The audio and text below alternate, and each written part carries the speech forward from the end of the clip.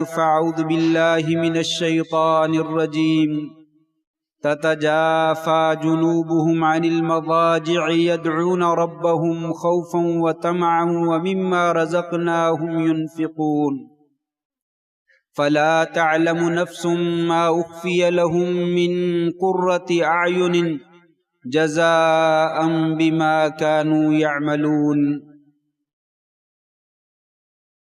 ان کے پہلو جو ہیں ان کے بستروں سے الگ ہو جاتے ہیں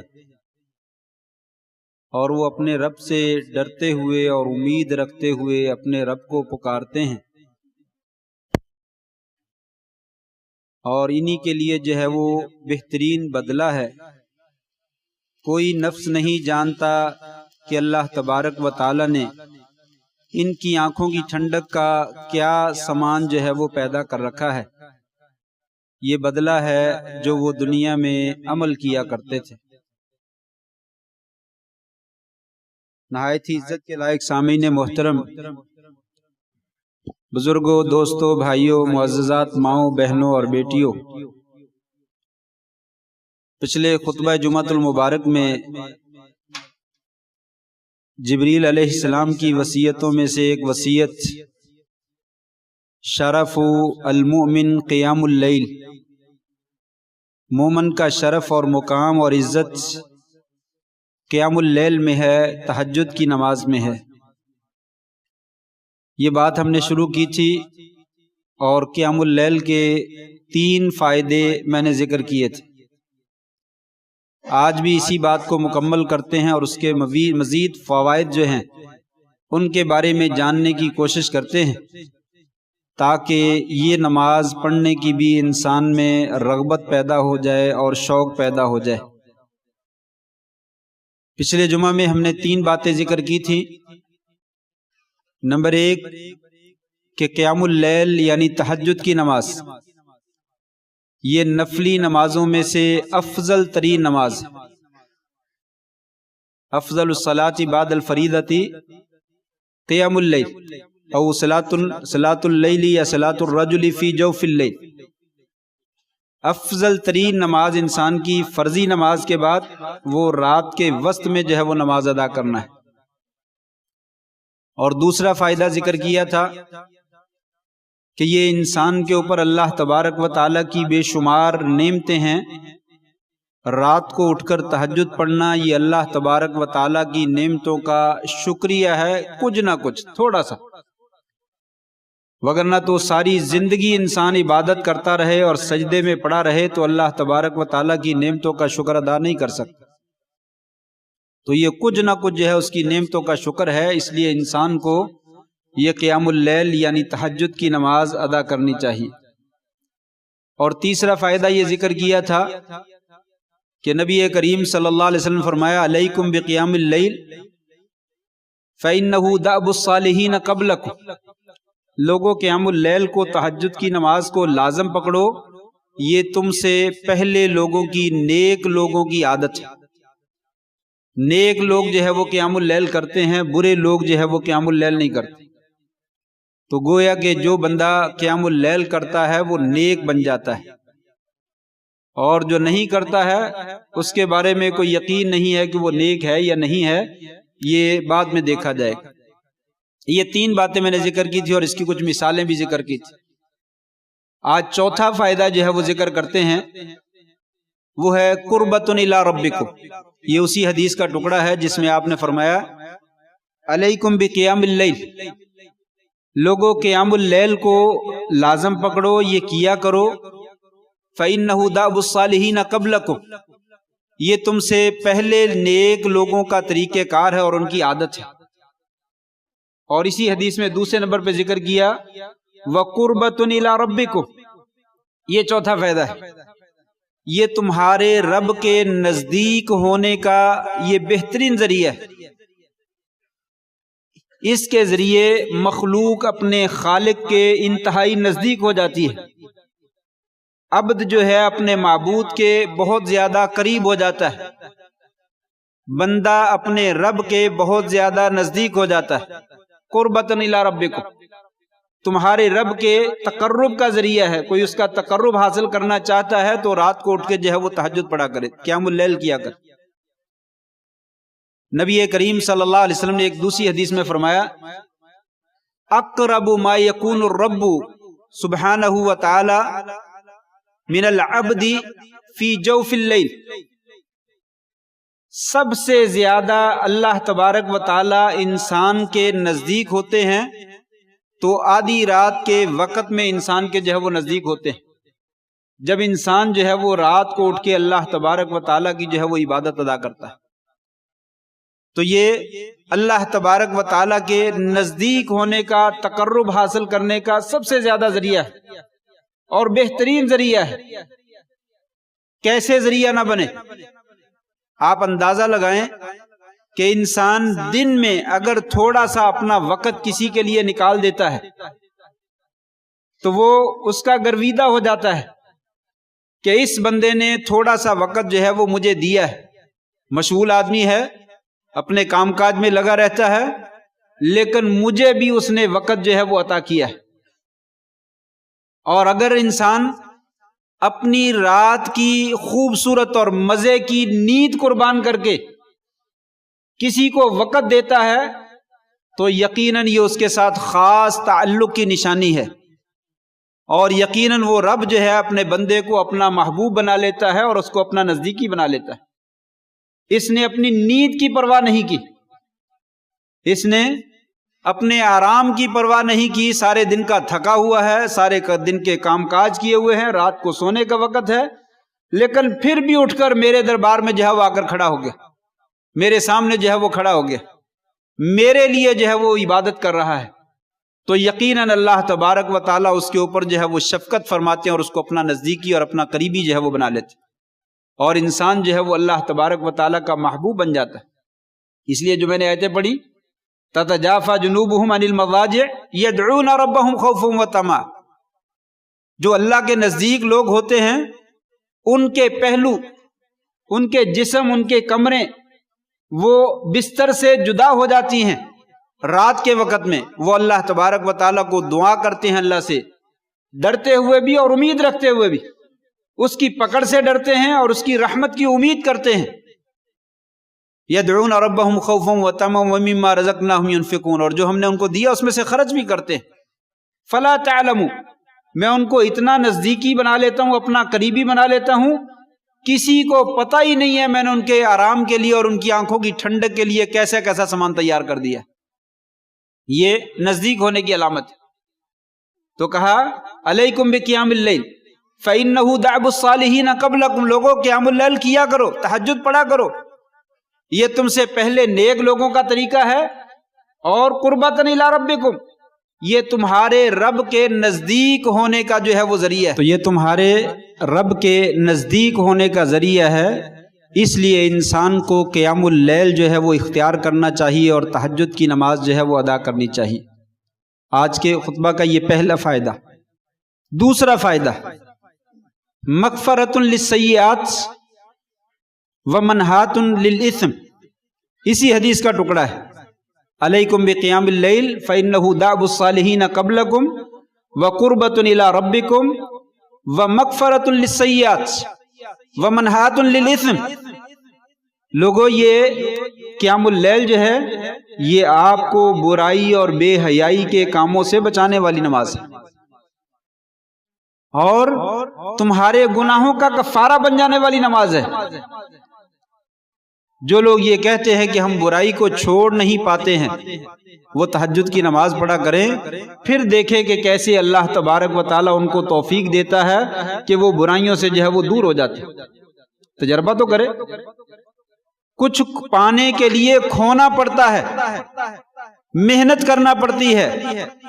رزق کمانے کے لیے جو رزق کمانا جانتے ہیں وہ محنت کرتے ہیں, دن رات ایک کر دیتے ہیں. سبز منڈی جانے والے لوگ فجر سے پہلے اٹھتے ہیں. اگر ہم لیٹ اٹھے تو ہمیں آج رزق نہیں ملے گا, ہمارا کاروبار آج نہیں چل پائے گا. ایک ٹائم کا 2 ٹائم کا جو ہے وہ کھانا بنانے کے لیے انسان فجر سے پہلے اٹھتا ہے. اپنے مالک کو راضی کرنے کے لیے اور اپنے گناہوں کی معافی کے لیے، اور دل میں جو شیاطین کے شیطانی خیالات آتے ہیں ان کو دور کرنے کے لیے اگر فجر سے پہلے انسان اٹھتا ہے تو اللہ تبارک و تعالیٰ اسے یہ اعزاز عطا فرماتے ہیں، جاؤ میرے بندے، شیطان کی شرارتوں سے تجھے میں محفوظ رکھ دوں گا۔ عبادت کر کے تو دیکھ، کہا مغفرۃ للسیئات، یہ گناہوں کا کفارہ بھی ہے، منہات للاسم، اور انسان کو برائی سے روکنے والی بھی ہے۔ ویسے تو مجرد نماز ہی انسان کو برائی سے روکتی ہے، ان الصلاۃ تنہی عن الفحشاء والمنکر، نماز بے حیائی اور برائی کے کاموں سے روکتی ہے، لیکن شرط یہ ہے کہ انسان نماز ادا کرے، جیسے ہم ادا کرتے ہیں اس طریقے سے انسان کو بے حیائی اور برائی کے کاموں سے نہیں روکتی۔ جیسا کہ میں نے پیچھے کئی دفعہ یہ بات ذکر کی ہے، بہت سے لوگ کہتے ہیں نماز تو روکتی ہے، ہم تو پھر بھی برائی بے حیائی کے کام کر لیتے ہیں، نماز بھی پڑھ لیتے ہیں، بہت سارے لوگ نماز پڑھتے ہیں اور یہ کام بھی کرتے ہیں۔ تو نماز صحیح طریقے سے پڑھ کے دیکھیے، الصلاۃ معراج المومن، یہ مومن کی معراج ہے، اللہ سے ہم کلام تو ہوئیے۔ کبھی نماز پڑھیں اور آپ کو احساس پیدا ہو کہ میں اللہ سے ہم کلام ہو رہا ہوں، اللہ سے باتیں کر رہا ہوں، تو انشاءاللہ اللہ کے فضل سے یہ نماز جو ہے آپ کو بے حیائی کے کاموں سے روک دے گی۔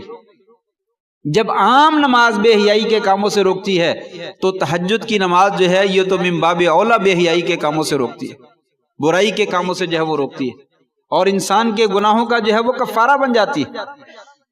میں نے پچھلے خطبہ میں ذکر کیا تھا، ابراہیم ابن ادہم ایک مشہور عالم گزرے ہیں، ان سے کسی نے کہا مجھے قیام اللیل کی توفیق نہیں ملتی، مجھ سے تہجد نہیں پڑھی جاتی، مجھے کوئی دوائی دیجئے۔ تو انہوں نے کیا کہا تھا؟ دن کے وقت میں اپنی نافرمانی چھوڑ دو، اللہ تعالیٰ کی نافرمانی جو ہے وہ دن کے وقت میں چھوڑ دو، اللہ تجھے قیام اللیل کی توفیق دے دے۔ اس لیے کہ رات کا قیام جو ہے یہ ایک بہت بڑا شرف ہے، بہت بڑا اعزاز ہے۔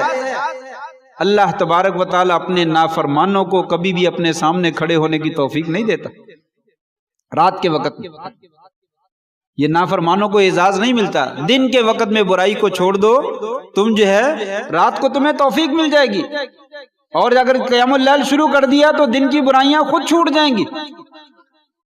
ہو ہی نہیں سکتا کہ رات کو اللہ تعالیٰ سے انسان راز و نیاز کی باتیں کرتا ہو اور دن کے وقت جو ہے وہ برائیاں کرتا ہو، ممکن نہیں، کیونکہ رات کی نماز سکون سے پڑھی جاتی، توجہ سے پڑھی جاتی، ٹھونگے نہیں مارے جاتے، اللہ اکبر اللہ اکبر اللہ سلام میں نے پڑھ لی تہجد، ایسے نہیں ہوتا۔ سکون سے انسان قرآن مجید پڑھتا ہے اور تسبیحات پڑھتا ہے، دعائیں مانگتا ہے، اور اکیلا راز و نیاز میں اللہ کے ساتھ مشغول رہتا ہے۔ جب ایسی کیفیت ہوتی ہے تو یقیناً دن کے وقت سارے دن کے اوپر اس عبادت کا جو ہے وہ اثر رہتا ہے، اور انسان ان تمام کاموں سے دور رہتا ہے جو اللہ تبارک و تعالیٰ کو ناپسندیدہ ہے۔ جیسا کہ حدیث میں آتا ہے کہ انسان جو ہے لا یزال الرجل یتقرب الی بالنوافل، بندہ جو ہے وہ نفلوں کے ذریعے سے میرا مسلسل تقرب حاصل کرتا رہتا ہے، اتنے نفل پڑھتا ہے، اتنے نفل پڑھتا ہے، حتی احبہ، یہاں تک کہ میں اس کو اپنا محبوب بنا لیتا ہوں، وہ مجھ سے محبت کرتا ہے، میں اس سے محبت کرتا ہوں۔ جب وہ میرا محبوب بن جاتا ہے، کنت سمعہ الذی یسمع بہ وبصرہ الذی یبصر بہ ویدہ التی یبطش بہا ورجلہ التی یمشی بہا، کہا میں اس کے کان بن جاتا ہوں، میں اس کی آنکھیں بن جاتا ہوں، اس کے ہاتھ بن جاتا ہوں، اس کے پاؤں بن جاتا ہوں۔ وہ اپنے کانوں کے ساتھ وہی بات سنتا ہے جس کی میں اجازت دیتا ہوں۔ بعض لوگ جو ہے صوفی قسم کے وہ کہتے ہیں کہ انسان کے اندر اللہ تبارک و تعالیٰ آ جاتے، وہ انسان نعوذ باللہ من ذالک اللہ ہی بن جاتا ہے، استغفر اللہ من ذالک۔ اس کا یہ حدیث کا یہ معنی نہیں ہے، اللہ تبارک و تعالیٰ بندے میں نہیں آتے، اللہ تبارک و تعالیٰ خالق ہے، وہ نور ہے، اور انسان جو ہے وہ خاکی ہے، مٹی سے ہے، یہ مخلوق ہے، اس نے بنایا ہے، وہ اکیلا ہے، قل هو اللہ احد اللہ الصمد لم یلد ولم یولد ولم یکن لہ کفوا احد۔ اس کی بیوی، اس کا بیٹا، اس کا کوئی حصہ نہیں، کوئی جز نہیں، نہ وہ کسی سے نکلا ہے اور نہ کوئی اس سے نکلا ہے۔ انسان کی مجال نہیں ہے کہ اللہ میں حلول کر جائے، اور اللہ تعالیٰ جو ہے وہ اس کے شان شیان نہیں ہے وہ انسان کے اندر حلول کر جائے، ایسا نہیں ہوتا۔ اس حدیث کا معنی یہ ہے میں اس کے کان بن جاتا ہوں، وہ کانوں سے صرف وہی بات سنتا ہے جس کی میں اجازت دیتا ہوں، اس کی آنکھیں بن جاتا ہوں، نیک اتنا بن جاتا ہے وہ آنکھوں سے وہی چیز دیکھتا ہے جس کی میں اجازت دیتا ہوں. میں اس کے ہاتھ بن جاتا ہوں، اس کے ہاتھ وہی چیز پکڑتے ہیں جس کو میں پکڑنے کی اجازت دیتا ہوں. اس کے پاؤں بن جاتا ہوں، وہ اپنے پاؤں سے چل کر ایسی جگہ تک جاتا ہے جو مجھے محبوب ہوتی ہے. جو مجھے محبوب نہیں ہوتی اپنے پاؤں سے ان چیزوں کی طرف چل کر جو ہے وہ نہیں جاتا. یہ نفل پڑھنے کا فائدہ ہے کہ انسان بے حیائی اور برائی کے کاموں سے دور ہو جاتا ہے، اللہ تعالیٰ کی ناپسندیدگی کے جتنے کام ہیں ان کو چھوڑ دیتا ہے. پڑھیے تو صحیح. ہم سے تو فرض نہیں پڑھے جاتا نا. میں نے یہ پچھلے جمعے میں یہی سے ذکر کیا تھا کہ آپ تہجد پڑھنے کا ہمیں کہہ رہے ہیں. میں نے اس لیے دوبارہ یہ کہا کہ فائدے اور نہیں ذکر ہو جائے. شاید کسی کے دل میں جو ہے وہ خیال پیدا ہو جائے کہ واقعی یہ قیام کرنے والا ہے تو وہ کرنا شروع کر دے، وہ اس کی نجات کا بھی ذریعہ بن جائے، میری نجات کا بھی ذریعہ بن جائے. کہ ہم سے تو فرض نہیں پڑھے جاتے، آپ قیام اللیل کی بات کرتے ہیں.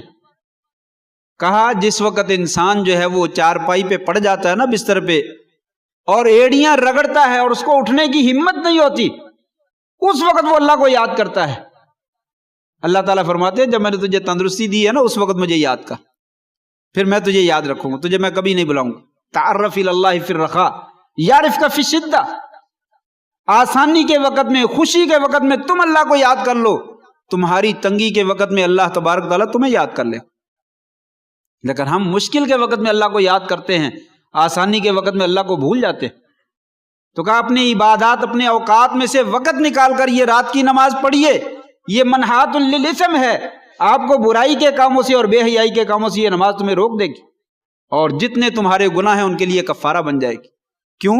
رات کے وقت میں اعلان ہوتا ہے من یستغفرنی فاغفر لہ، کون ہے جو مجھ سے بخشش طلب کرے میں اس کے گناہوں کو معاف کر دیتا ہوں. اور رات کو اٹھ کر نماز پڑھنے والا یقیناً اللہ تعالیٰ سے جو ہے وہ معافیاں مانگتا ہے، اللہ تعالیٰ سے استغفار کرتا ہے. یا اللہ میری بہت کوتاہیاں ہیں، بہت کمیاں ہیں، میں کچھ بھی نہیں کر سکا تیری جناب میں، تیرے تو بڑے احسانات ہیں، یا اللہ مجھے معاف کر دے. جب وہ دعائیں مانگتا ہے بخشش کی تو اللہ تعالیٰ ضرور معاف کرتے ہیں. فرمایا یہ رات کی نماز آپ کے گناہوں کی کفارے کا ذریعہ بھی، معافی کا ذریعہ بھی. 2 فائدے. تیسرا فائدہ، وہ انسان غافل نہیں ہے. جو انسان تہجد کی نماز پڑھتا ہے وہ انسان غافل نہیں ہے. اگر انسان تہجد کی نماز نہیں پڑھتا، نبی کریم صلی اللہ علیہ وسلم کا فرمان ہے کہ وہ غافلین میں سے لکھ دیا جاتا ہے. اللہ سے غافل ہے، اس کی یاد سے غافل ہے، اس کی شریعت سے غافل ہے، اس کے احکامات سے غافل ہے. اسے پتہ ہی نہیں اللہ کیا ہوتا ہے، اسے معلوم ہی نہیں عبادت کیا ہوتی ہے، اللہ کے احکام کیا ہوتے ہیں. وہ غفلت میں ہے. یہ بات میں نہیں کہہ رہا، نبی کریم صلی اللہ علیہ وسلم کا فرمان ہے.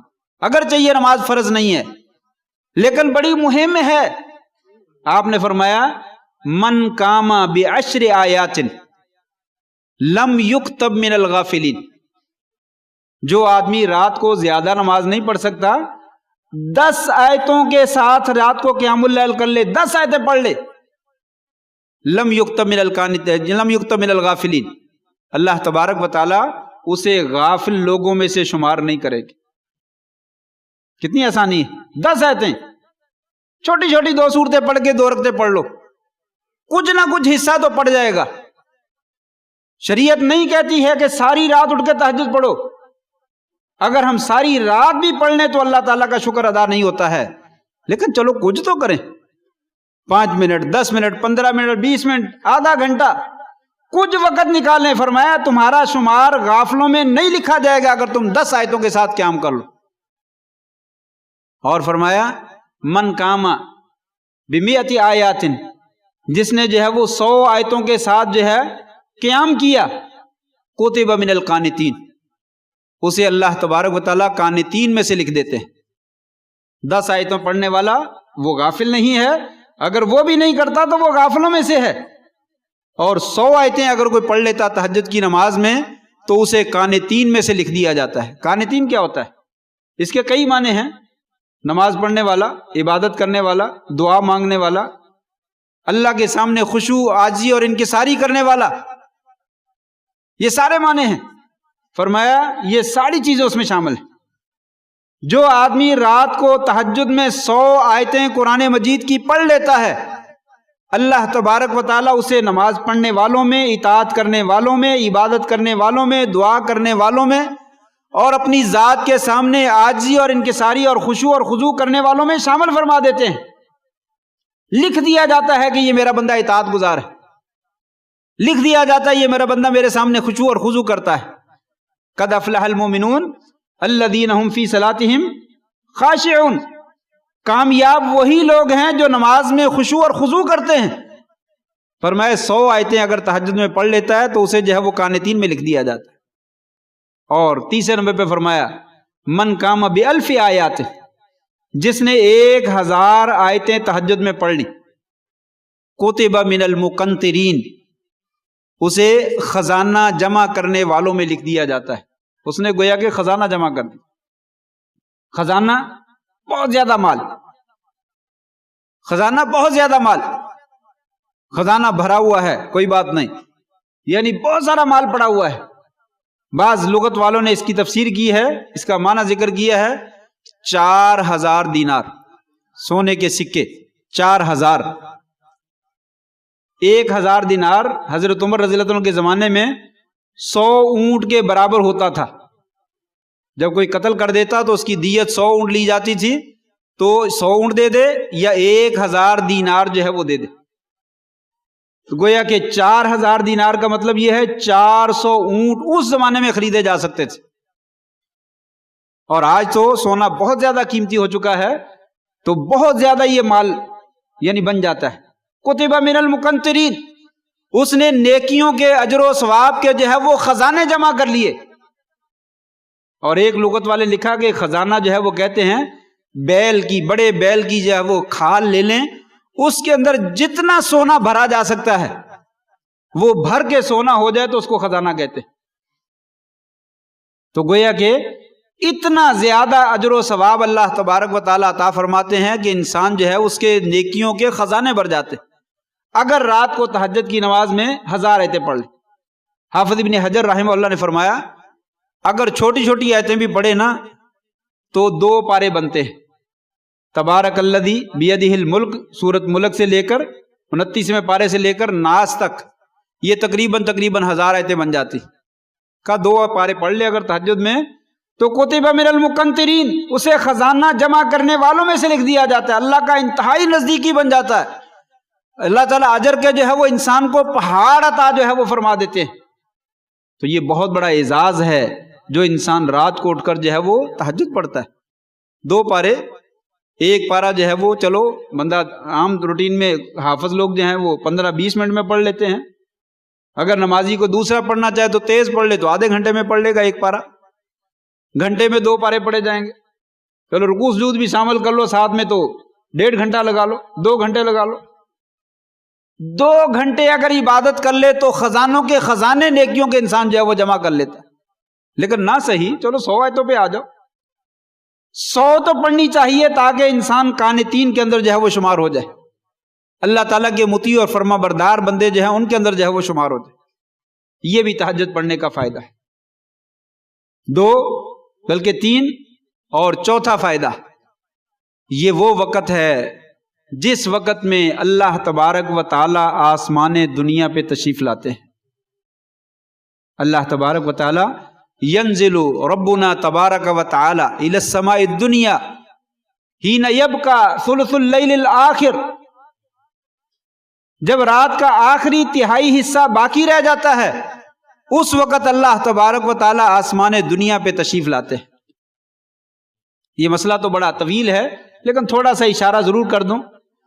اللہ تبارک و تعالی عرش کے اوپر مستوی ہیں. الرحمن علی العرش استوی، اللہ تبارک و تعالی عرش کے اوپر ہے. اہل علم نے کہا الاستواء معلوم، کسی چیز کے اوپر مستوی ہونا یہ معلوم چیز ہے. والکیف مجہول، لیکن اس کی کیفیت کیا ہے ہمیں نہیں معلوم. اللہ تبارک و تعالی نے ہمیں نہیں بتلائی. والسؤال عنہ بدع، اس کے بارے میں سوال کرنا یہ بدعت ہے کہ اللہ تعالیٰ کیسے ہیں. نعوذ باللہ من ذالک، وہ بیٹھے ہیں، وہ کھڑے ہیں، وہ لیٹے ہیں، کیا ہے، کون سی کیفیت میں ہے، اللہ اعلم. اس کے بارے میں سوال ہی نہیں کرنا چاہیے.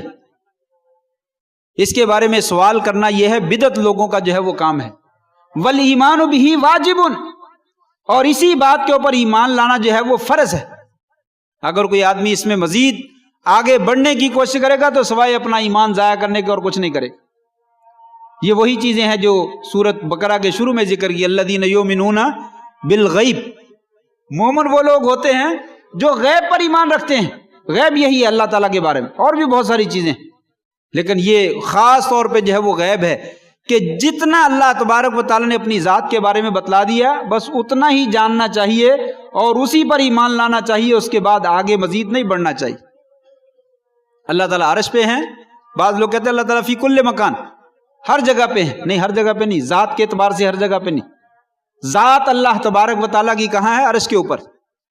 عرش کتنا بڑا ہے؟ میں نے پیچھے بھی ذکر کیا تھا کہ 7 آسمان، 7 زمین اور ان کی مخلوقات، یہ کائنات ہے ہماری۔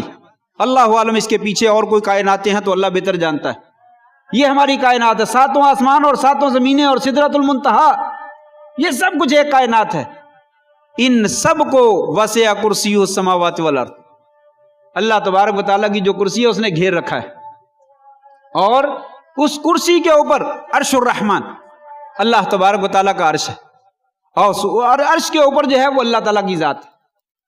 ذات کے اعتبار سے اللہ تعالیٰ وہاں ہے، لیکن اس کا علم اور اس کی قدرت اور اس کی قوت اور طاقت ہماری اشارت سے بھی زیادہ نزدیک ہے، اور وہ سنتا بھی ہے، وہ دیکھتا بھی ہے، اور وہ جانتا بھی ہے، اور وہ کسی کو پکڑنے پہ قادر بھی ہے۔ اس کی پکڑ ہماری پکڑ سے بھی زیادہ نزدیک ہے۔ یہ اللہ تبارک و تعالیٰ کے بارے میں انسان کو عقیدہ ہونا چاہیے۔ پھر اللہ تبارک و تعالیٰ آسمان دنیا پہ تشریف لاتے ہیں، کیسے تشریف لاتے ہیں یہ اللہ تعالیٰ نے نہیں بتلایا، آپ صلی اللہ علیہ وسلم نے ہمیں نہیں بتلایا، بس تشریف لاتے ہیں تو لاتے ہیں۔ اس سے مقصود یہ ہے کہ اللہ تبارک و تعالیٰ بعض بندوں سے دور ہوتے ہیں اور بعض بندوں کے کیا ہیں؟ قریب ہو جاتے ہیں۔ هو معکم اینما کنتم یا اینما کانوا، هو معہم اینما کانوا، یہ اللہ تبارک و تعالیٰ تمام لوگوں کے ساتھ ہیں، یہ جہاں بھی چلے جائیں، وہ کافر ہوں، وہ بے ایمان ہوں، وہ یہودی ہوں، وہ عیسائی ہوں، وہ مسلمان ہوں، اللہ تعالیٰ سب کے ساتھ ہے۔ لیکن ادھر کہا ان اللہ مع الصابرین، ان اللہ مع المحسنین، اللہ تعالیٰ صبر کرنے والوں کے ساتھ ہے۔ اگر سب کے ساتھ ہے تو صبر کرنے والوں کا اعزاز کیا ہوا؟ وہ اعزاز یہ ہے کہ اللہ تبارک و تعالیٰ ان کے ساتھ ایک عام حیثیت سے اور صبر کرنے والوں کے ساتھ ایک خاص حیثیت سے۔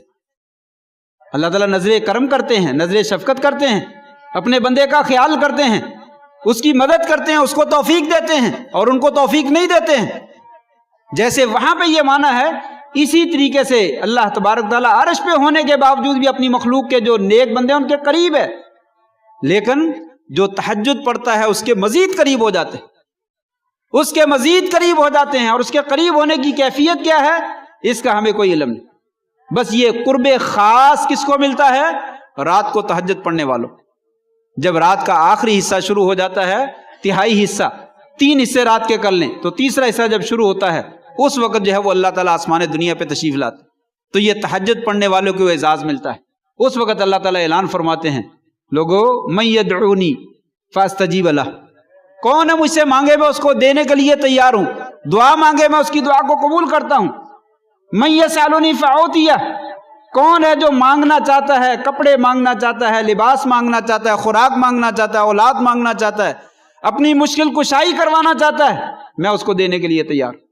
آئے تو صحیح، ہم تو مائل بے کرم ہے، کوئی سائل ہی نہیں، ہم تو انتظار کر رہے ہیں، لوگوں آؤ مانگو ہم سے، ہم دینے کے لیے تیار ہیں، جھولیاں بھر کے دینے کے لیے تیار ہیں۔ لیکن اس وقت تو کوئی اٹھتا ہی نہیں، لوگوں کو تو نیند پیاری ہے، لوگوں کو تو رات کو ڈرامے اور فلمیں جو ہے وہ پیاری ہیں، اور وہ دیکھتے دیکھتے جو ہے وہ سو جاتے ہیں، گانے بجانے اور اس طرح کی محفلوں میں۔ رات ہمارے ہاں پڑوس میں مہندی تھی، 2 بجے تک ڈھول ڈھمکا اور گانا بجانا جو ہے وہ خوب ان کی محفل چلتی رہی۔ صبح کو اٹھ کے نماز پڑھی ہوگی، یقیناً تہجد پڑھی ہوگی ان لوگوں نے، اور قرآن کے 2-2 3-3 پارے صبح نماز کے فجر کے بعد جو ہے وہ پڑھے ہوں گے۔ تو اس وقت اللہ تبارک تعالیٰ تو بلا رہے ہیں، اور اس وقت جو ہے وہ ہم گانے بجانے کی محفلوں میں جو ہے وہ شریک۔ کہا مانگیے میں دینے کے لیے تیار ہوں، بخشش مانگیے میں بخشش دینے کے لیے تیار ہوں۔ کوئی آئے تو صحیح۔ تو یہ اعزاز تہجد پڑھنے والے کو جو ہے وہ ملتا ہے۔ چوتھا اور پانچواں اور آخری بات ختم کروں، بات اور بھی بہت ساری چیزیں ہیں لیکن وقت گزر جاتا بڑی تیزی کے ساتھ، وہ ہے کہ انسان کو جنت میں لے جانے والی نماز جو ہے یہ تہجد ہے۔ اور بھی چیزیں ہیں لیکن خاص طور پہ تہجد جو ہے انسان کو جنت میں لے جانے والی سب سے بڑا انعام۔ عبداللہ بن سلام رضی اللہ تعالیٰ کی مشہور حدیث ہے، کہتے ہیں ابھی میں مسلمان نہیں ہوا تھا تو نبی صلی اللہ علیہ وسلم ہجرت کر کے مدینہ میں آئے تو میری خواہش بنی کہ میں آپ کو جا کر دیکھوں اور آپ کی بات سنوں۔ آپ کی محفل میں آیا، آپ کے چہرے پہ نظر پڑی تو عرفت ان وجہہ لیس بوجہ کذب، آپ کا چہرہ دیکھتے میں نے پہچان لیا کہ کسی جھوٹے بندے کا چہرہ نہیں۔ اور آپ کی پہلی بات جو میرے کانوں سے ٹکرائی، آپ یہ فرما رہے تھے افش السلام، لوگوں سلام کہا کرو، چھوٹے کو بڑے کو سب کو سلام کہا کرو، جاننے والے نہ جاننے والے۔ واطعموا الطعام، لوگوں کو کھانا کھلایا کرو۔ وصلوا الارحام، صلہ رحمی کیا کرو۔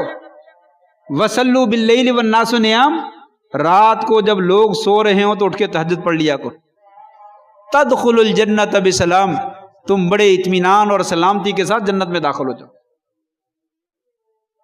یہ بہت بڑا اعزاز ہے کہ جس کو اللہ تبارک و تعالیٰ رات کو تہجد کی نماز کے توفیق دے دیتا ہے اس کا دل لگتا ہی نہیں ہے، تہجد کی نماز وہ چھوڑتا ہی نہیں ہے۔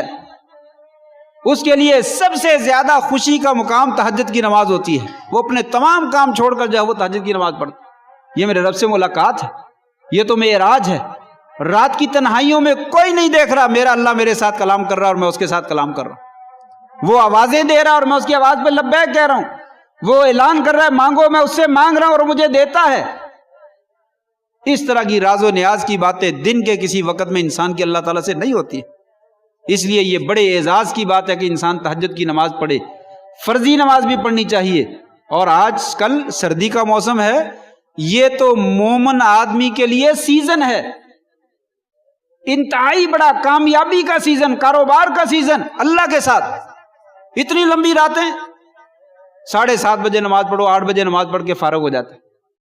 8 بجے سے لے کر صبح 6 بجے، پونے 6 بجے اذانیں ہوتی ہیں، 6 بجے لگا لیں، 6:15 بجے نمازیں ہیں، جماعت 6:15 بجے تقریب ہوتی۔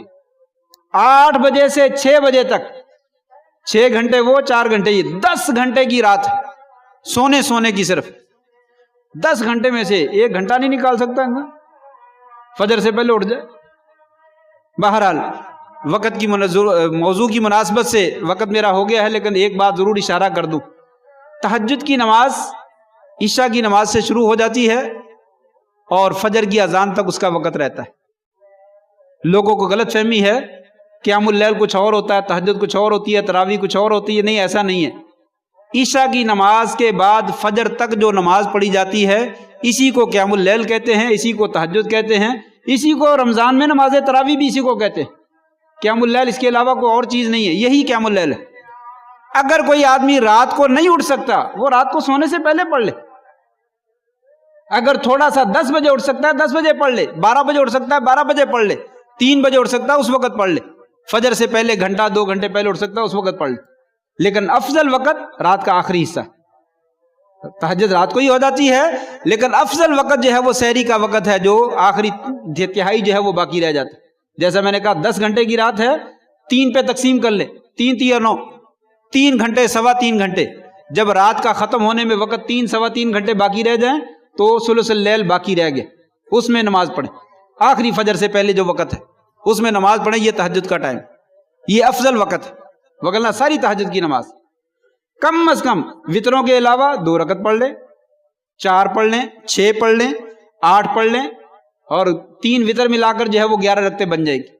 میں نے ذکر کیا تھا بعض روایتوں میں ذکر ملتا ہے کہ آپ نے شاید 13 رکعتیں بھی پڑھی، 2 کر کے 12 پڑھی اور آخر میں 1 وطر پڑھ لیا، 13، لیکن عموماً آپ کی 11 رکعتیں تھی۔ 11 رکعتیں تہجد کی نماز ہے، یہ رمضان میں بھی اور غیر رمضان میں بھی 11 رکعتیں پڑھنی چاہیے۔ اگر نہ پڑھ سکے کم کر لے، 9 پڑھ لے، 7 پڑھ لے، 5 پڑھ لے، 3 وطر پڑھ لے، 2 نفل پڑھ لے تہجد کے، یہی کافی ہے۔ تو یہ آسانی ہے، یہ ضروری باتیں تھی اس لیے میں نے 2-3 منٹ میں یہ ذکر کر دیا ہے، وگرنہ اس میں اور بھی ڈیٹیل ہے، کافی سارے مسائل ہیں۔ اللہ سے دعا ہے اللہ تبارک تعالیٰ مجھے بھی اور آپ کو بھی 5 وقت کا پکا اور سچا نمازی بھی بنا دے، اور رات کو بھی اٹھ کر جو ہے وہ اللہ کے حضور شکرانے کے اور اس کی نعمتوں کا شکر کرنے کے ہمیں 2-4 نفل جو ہے وہ پڑھنے کی توفیق نصیب فرما دے۔ وآخر دعوانا الحمدللہ رب العالمین۔